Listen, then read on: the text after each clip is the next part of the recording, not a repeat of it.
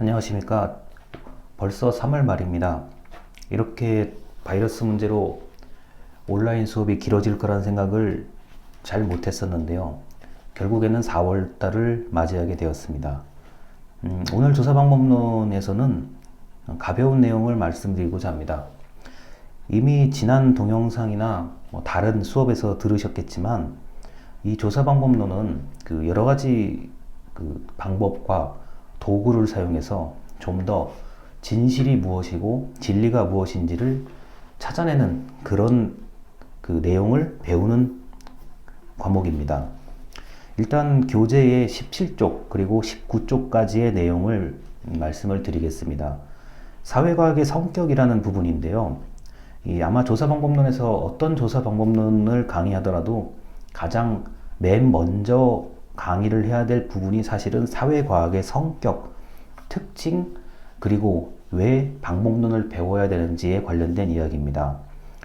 이미 우리가 3주, 4주 차에 지금 동영상을 촬영하고 있기 때문에 지금 사회과학의 성격을 이야기하는 게 좀 늦은 감이 있습니다만 어쩌면 이 부분이 사회과학을 공부하시는 분들에게는 가장 중요하고도 가장 포괄적인 내용이라고 할 수 있습니다.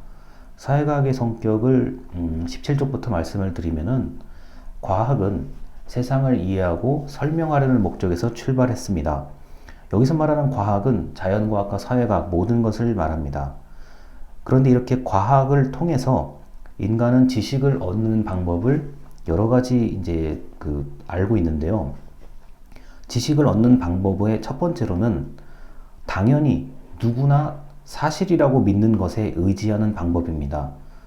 설마 이것이 거짓이겠어? 절대 이것은 틀리지 않을 거야. 자, 너무나도 뻔하고 당연하다고 생각하는 사실이라고 믿는 것에 의지하는 방법입니다. 자, 이렇게 사실이라고 믿는 것에 의지한다는 이런 얘기는 누구도 전제가 틀렸다라고 말하기가 어려운 것들이죠. 그리고 권위, 두 번째 방법으로 권위라는 게 있습니다. 자, 저는 권위를 아주 일상적인 용어로 생각을 하는데요. 학문적 권위, 누군가의 전문성 이런 것들이 바로 권위라고 할 수 있겠습니다. 이러한 권위를 지닌 사람에게 배우는 것 굉장히 좋은 지식 습득 방법입니다. 그리고 세 번째는 이제 직관, 통찰, 그리고 책에는 아마 선험이라는 이야기가 나오는데요. 자, 선험은 사람의 경험하기 이전의 그런 것을 이야기를 합니다.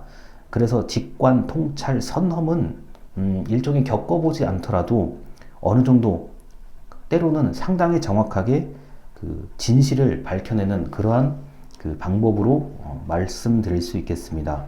그런데 이 직관, 통찰, 선험은 일반적으로 알기가 쉽지는 않는데요. 자, 모든 사람이 직관이나 통찰을 가지고 있지는 못하기 때문에 이러한 능력을 가진 사람으로부터 지식을 얻는 방법이 있겠습니다.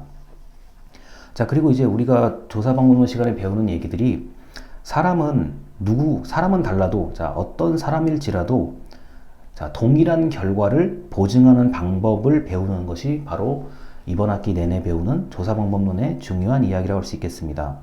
자, 결과에 도달하는 과정이나 방법, 도구를 알면 누구라도 같은 결과를 얻을 수 있게끔 하는 것. 자, 그렇기 때문에 여러 가지 진실과 진리를 밝혀내는 방법을 상당히 오랜 시간 동안 배우게 되는 겁니다. 자, 누구라도 방법만 알면 똑같은 결과를 얻을 수 있다. 굉장히 좋은 지식 습득의 방법이라고 할 수 있겠습니다. 자, 이제 19쪽부터 22쪽 사회과학의 성격에 대해서 말씀을 드리겠는데요. 자, 과학의 특성은 굉장히 다양합니다. 이미 알고 있는 것, 논리성, 그리고 체계성, 그리고 원인에 따른 결과. 자, A라는 원인이 B라는 결과를 도달하게 했다. 이런 것들이요. 그리고 상호 주관성이라는 단어가 책에 있는데요. 이 상호 주관성은 학문 분야가 다르고 연구자가 다르더라도 서로 동의할 수 있는 그러한 개념을 상호 주관성이라고 얘기할 수 있습니다. 그리고 검증 가능성, 그리고 일반화할 수 있는 것이라면 참 좋겠죠. 그리고 자, 나중에 배우겠지만 그 간결성이라는 부분이 있습니다.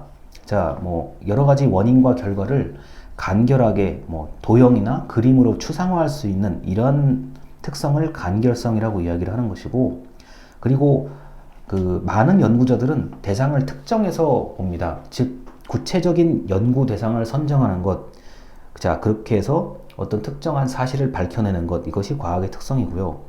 그리고 수정 가능성이 있습니다. 예를 들어서 지금까지 사실 진실이라고 믿어졌던 것을 어떠한 방법을 동원해서 그렇게 믿어왔던 것이 아니라 새로운 진실이 있다라고 한다면 자 기존의 것을 대체한다, 이런 의미가 바로 수정 가능성입니다. 자, 과학의 특성은 이렇게 다양하고요. 자, 그리고 과학은 상식과 차이가 있습니다. 자, 상식이라고 한다면 뭐 널리 일반적으로 알려진 어떤 지식을 이야기하는데요. 과학은 상식보다는 약간 더 공식적이고 형식을 갖춰야 되는 것입니다. 그리고 연구 방법이나 도구에서 좀 엄밀성, 쉽게 말해서 엄격하고 정밀하게 해야 된다는 얘기죠. 그리고 굉장히 어려울 수도 있지만 쉽지는 않습니다. 보편 타당성을 추구하는 것, 이것이 바로 과학의 과학의 특징이라고 할 수 있겠습니다. 그리고 이제 과학이라고 굳이 부르려고 한다면 좋은 증거가 확보될수록 과학이라고 할 수 있겠습니다. 어떤 단순한 소문이라든가 이런 것이 아니라 과학은 나름대로의 형식, 그리고 나름대로의 보편 타당성을 추구하는, 그리고 보편 타당성을 추구할 때 좋은 증거를 많이 확보할수록 유리하다는 점을 말씀드리고 싶습니다. 자, 사회과학의 성격을 17쪽부터 22쪽까지 뭐 간략하게 말씀을 드렸는데, 사실 강의실에서 이 얘기를 조금 더 많이 한다고 하면은 한 1시간 정도? 사실 얘기하려고 그러면 끝이 없는 얘기죠.